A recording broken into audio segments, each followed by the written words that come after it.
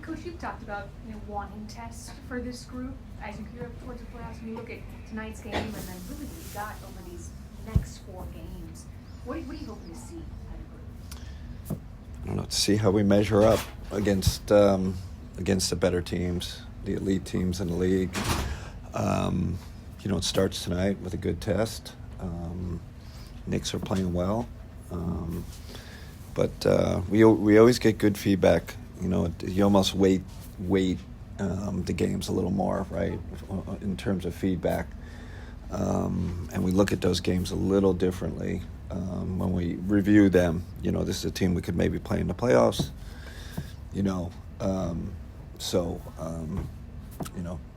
Interested to see how we perform tonight. Darius, in talking to him last night, brought up himself, like, when it comes to the Knicks, people still talk about what happened a couple of years ago in the playoffs, Sure. even though it's 2 different teams. Do you get the sense from games like this that, like, this is a rivalry with this group? They remember.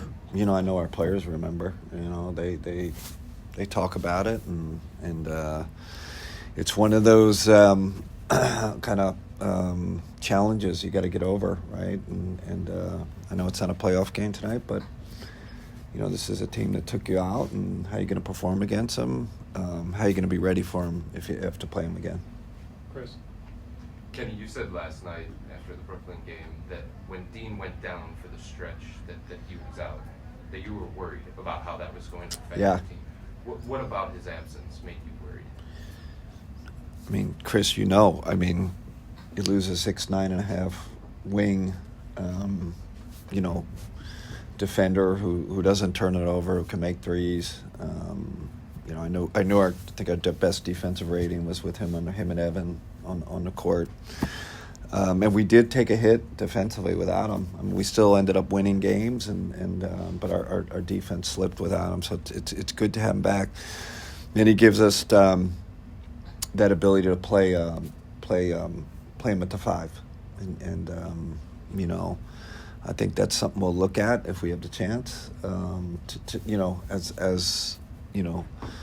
As the season winds down, because I think it's something we could use in the playoffs. When Isaac first went down with a shoulder injury and then he came back for that 5-game stretch, it was clear that his shoulder was still affecting his shot specifically and the release and all those kinds of things. Do you sense that this time with Isaac, it's been different? Have you had to do anything with him mechanically to get it back to what it was?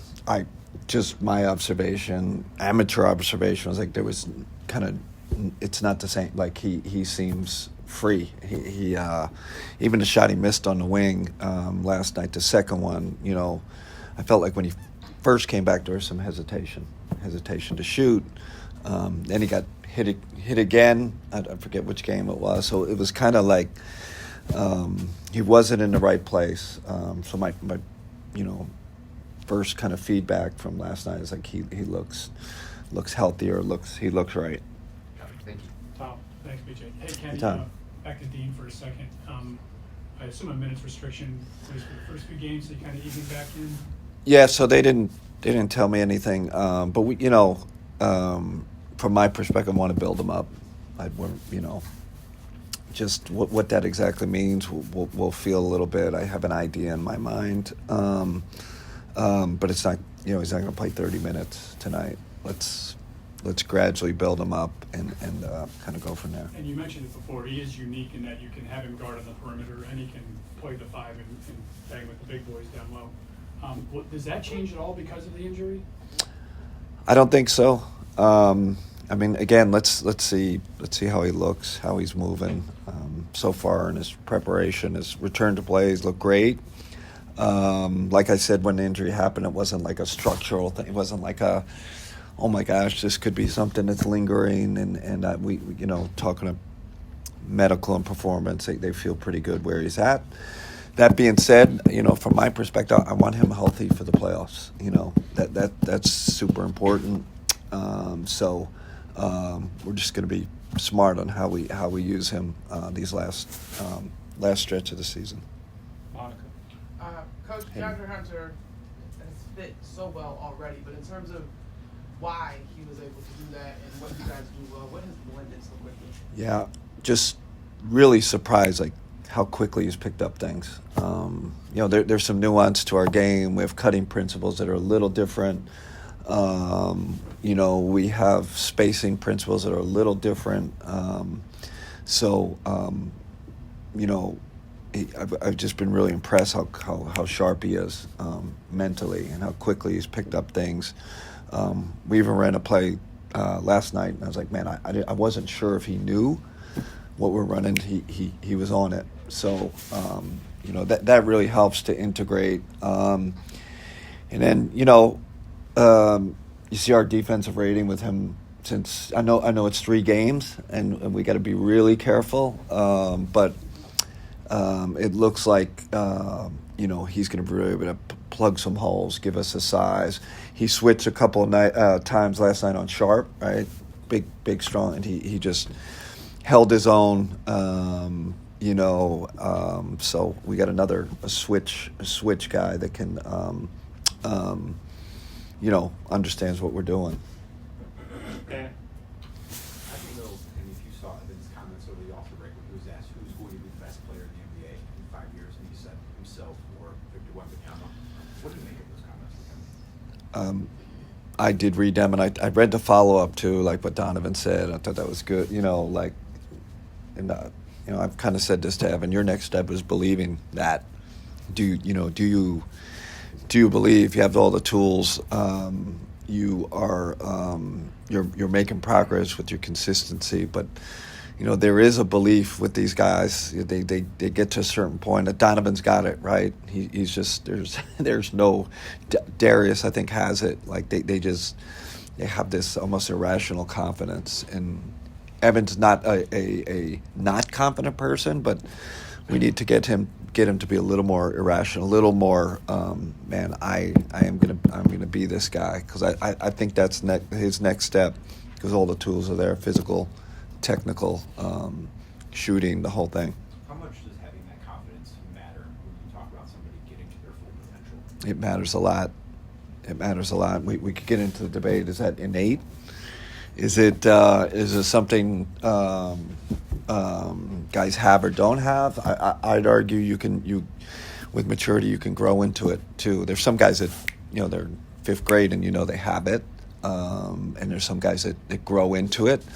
And I just say from my point, like, we're trying to foster that environment, right? Giving them more responsibility, pushing them to shoot more, attack more.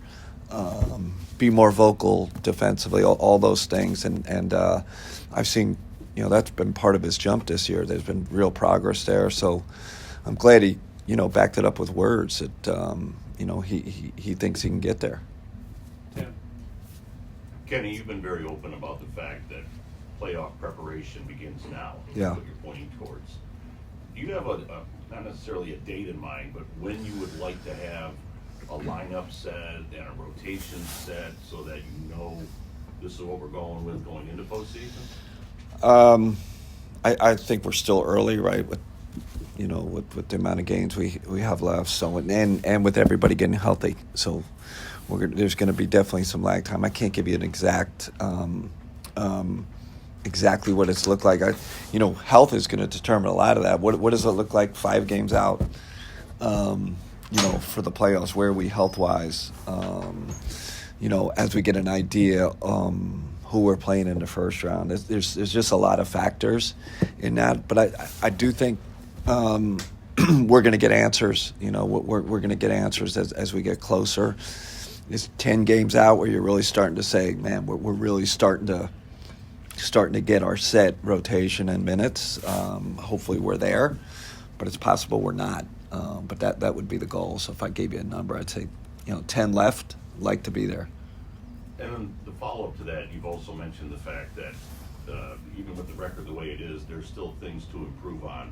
Is there anything specific, whether it's analytically or just numbers-wise, that you go, this is an area that between now and mid-April, we want to get better? I mean, the rebounding piece worries me a little bit, right? We got hammered last night.